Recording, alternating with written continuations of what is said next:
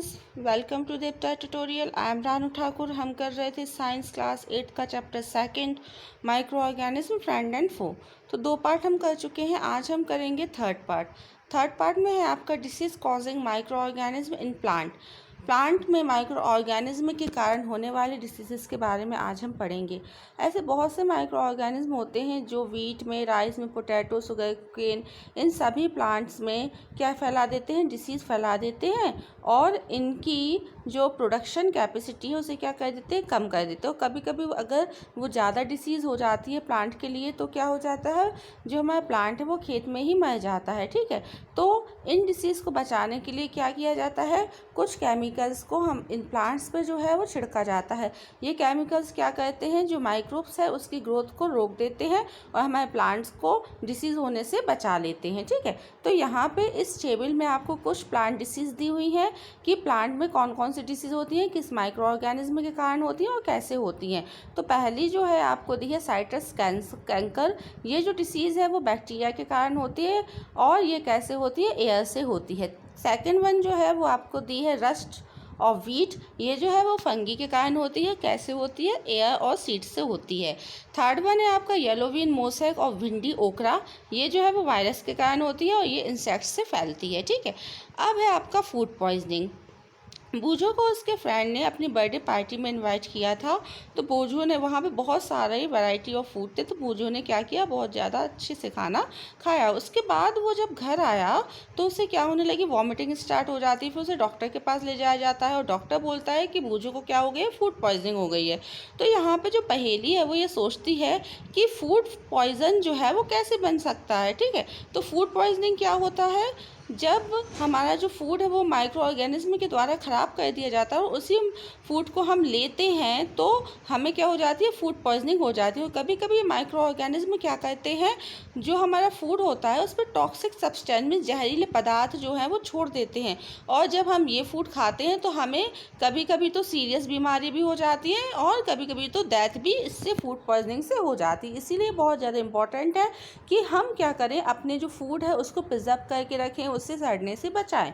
अब है आपका 2.5, इसमें आपको बता रहे हैं फूड प्रिजर्वेशन। आपने चैप्टर 1 में पढ़ा होगा, किसके बारे में पढ़ा था आपने, कि आप ग्रेन्स को कैसे लंबे समय तक बचा के रख सकते हैं, प्रिजर्व करके रख सकते हैं। अब आपने देखा होगा कि जो ब्रेड होती है अगर उसे हम खुले में छोड़ दें या उसे हम यूज़ ना करें कुछ दिन तक तो क्या हो जाती है, उसमें क्या हो जाता है, वो मॉइस्ट हो जाती है और उसके ऊपर एक लेयर जो है वो फंगस की ग्रीनिश टाइप की लेयर जो है वो जम जाती है। ठीक है, तो हमारी जो ब्रेड है वो ख़राब हो जाती है, किसके अटैक से, फंगस के अटैक से।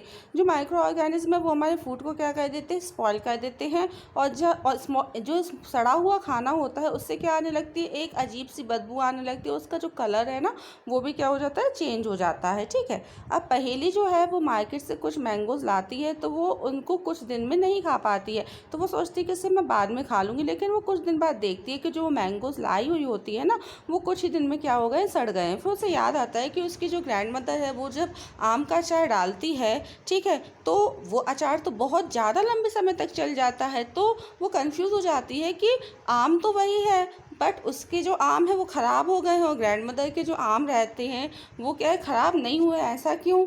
ठीक है, अब हम कुछ मेथड्स देखेंगे जिनके जरिए हम क्या कर सकते हैं, जिनके थ्रू हम अपने फूड को लंबे समय तक प्रिजर्व करके रख सकते हैं माइक्रो ऑर्गेनिज्म के अटैक से। अब पहला है आपको केमिकल मेथड। केमिकल मेथड क्या है, इसमें हम क्या करेंगे, जो सॉल्ट है और जो खाने वाला तेल होता है ना वो क्या है, उसको क्या करेंगे, हम अपने फूड में मिलाएंगे और ये क्या करेगा, हमारे फूड को ऑर्गेनिज्म के अटैक से बचाएगा। ठीक है, इसीलिए इसे क्या बोलेंगे, प्रिजर्वेटिव बोलेंगे। हम क्या करेंगे, ऐड सॉल्ट। हम सॉल्ट या एसिड प्रिजर्वेटिव जो हैं वो हमारे फूड को माइक्रो ऑर्गेनिज्म के माइक्रोब्स के अटैक से क्या करते हैं, बचाते हैं। जैसे कि सोडियम बेंजोएट, सोडियम मेटाबाइसल्फेट, ये जो है वो कॉमन प्रिजर्वेटिव के नेम है, आपको याद कर लेने हैं। और ये जो है इनका सॉल्ट और एडिबल ऑयल्स जो हैं, ठीक है, और ये जो सोडियम बेंजोएट और सोडियम मेटाबाइसल्फेट जो है ये जैम स्क्वैसेस को भी ख़राब होने से बचाते हैं। इसके बाद है preservation by common salt. Common salt से हम कैसे अपने फूड को प्रिजर्व कर सकते हैं, तो क्या होता है कि कि हम कॉमन सॉल्ट का यूज़ जो है वो फिश और मीट्स को प्रिजर्व करने के लिए करते हैं। इसमें क्या कहते हैं, हम जो मीट उसको पूरा क्या कहते हैं, नमक से ढक के रख देते हैं, मतलब उसके ऊपर चारों तरफ मतलब उसको नमक से पूरा कवर कर देते हैं, और जो फिश है उसकी भी बॉडी सरफेस पे पूरा नमक कवर कर देते हैं, जिससे क्या होता है, जो बैक्टीरिया की ग्रोथ है, जो उस फूड को ख़राब करने वाले बैक्टीरिया होते हैं वो उसमें ग्रो नहीं कर पाते हैं, और हम अपने फूड को मीन्स अपनी फिश और मीट को लंबे समय तक प्रिजर्व करके रख सकते हैं। सॉल्टिंग जो है वो आंवला और रॉ मटेरियल में भी यूज़ की जा, रॉ मैंगोस और टर्मेरिक मतलब इमली को लंबे समय तक रखने के लिए, आंवला को, कच्चे आमों को रखने के लिए उनमें क्या किया जाता है, सॉल्ट मिलाया जाता है। ठीक है,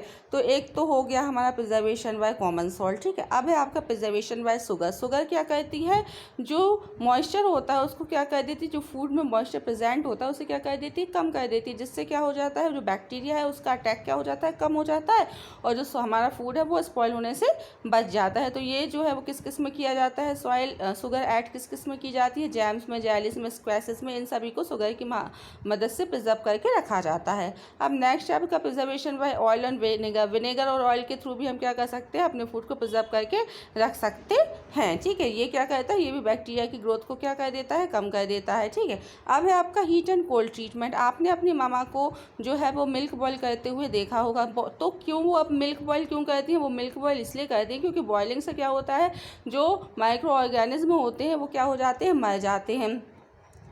ठीक है, अब ये जो बूझो यहाँ पे similarly we keep our food इसी सिमिलरली हम क्या करते हैं ना, अपने फूड को रेफ्रिजरेटर में रखते हैं, क्योंकि जो माइक्रो ऑर्गेनिज्म है वो क्या होते हैं, लो टेम्परेचर पे ग्रोथ नहीं कर पाते हैं। ठीक है, अब जो बूझो है वो ये सोच रहा है कि लेकिन जो पैकेट्स में मिल्क आता है वो तो बॉयल नहीं होता है, उससे तो हम डायरेक्टली क्या कर देते हैं, यूज़ करते हैं।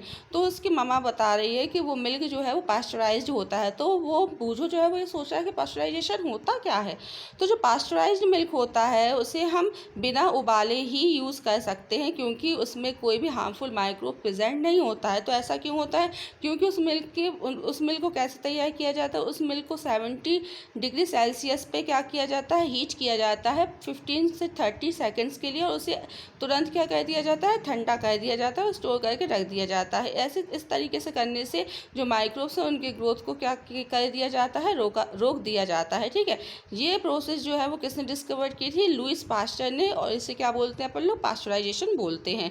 अब है आपका storage and packing. These days dry fruits and even vegetable are sold in sealed airtight packets. आपने देखा होगा कि आजकल जो ड्राई फ्रूट्स होते हैं और जो वेजिटेबल्स होते हैं वो मार्केट में एक एयर टाइट पन्नी है बोल सकते हैं हम, या पैकेट्स बोल सकते हैं, उनके अंदर मिलते हैं। ठीक है, इससे भी क्या हो सकता है, माइक्रोब्स के अटैक को रोका जाता है, क्योंकि माइक्रोब्स जो है उन पर अटैक नहीं कर पाते, क्योंकि वो क्या होते हैं, सील्ड पैक होते हैं। ठीक है, उसके बाद है आपका nitrogen fixation. You have learned about the bacterium rhizobium in class 6 and 7।